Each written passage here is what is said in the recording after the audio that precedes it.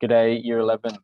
Today we're looking at different travel calculations. So we're talking about flying from one part of the world to another and working out the time differences and also the flight time taken to see what time was it when we left and then what time will it be in the new location that we arrive in when we land.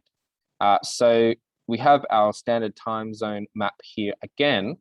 And here's our example question. So we've got a person who's leaving Sydney at 11 a.m. and then flying to Honolulu, which is in Hawaii.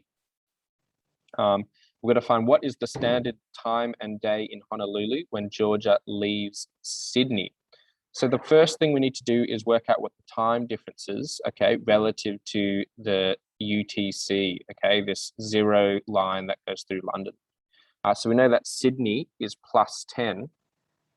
And then Honolulu, we can see over here, is in the -9 category. So this is -9. And what we need to do is we need to first find the total time difference between these two places.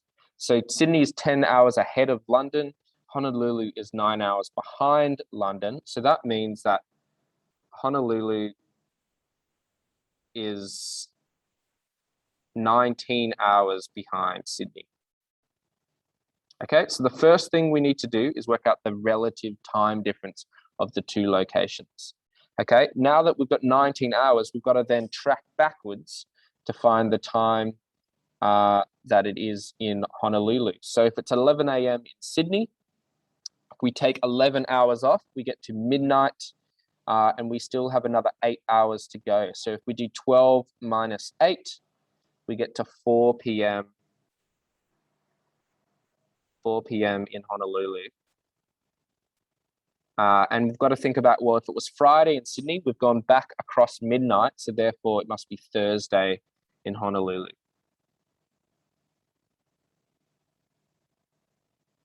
Okay, so now that we've worked out the time that it was in Honolulu when Georgia left Sydney, we can then think about what time will it be when she arrives.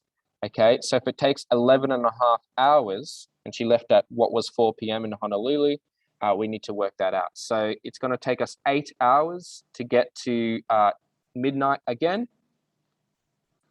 So 8 hours, and then we're going to have another 3.5 hours left over. So it's going to be 3:30 a.m. Friday in Honolulu.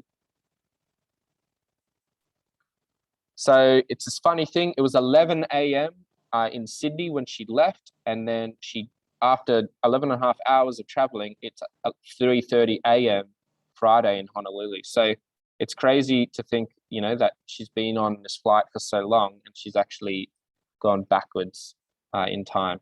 So just be careful about what you're doing. Split up the time zones into the relative spaces, and then if you're just careful with each step.